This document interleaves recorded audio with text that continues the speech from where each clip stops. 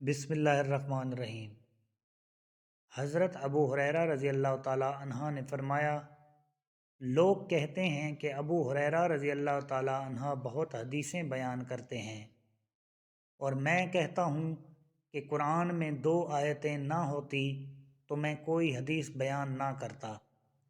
پھر یہ آیت پڑھی جس کا ترجمہ یہ ہے کہ جو لوگ اللہ کی نازل کی ہوئی دلیلوں اور آیتوں کو چھپاتے ہیں، آخر آیت رحیم تک۔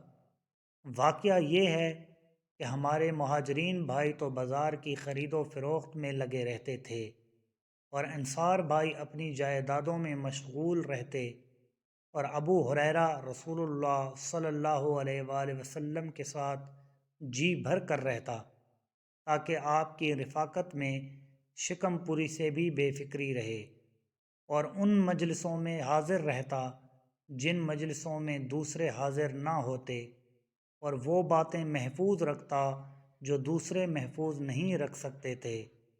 صحیح بخاری، حدیث نمبر 118۔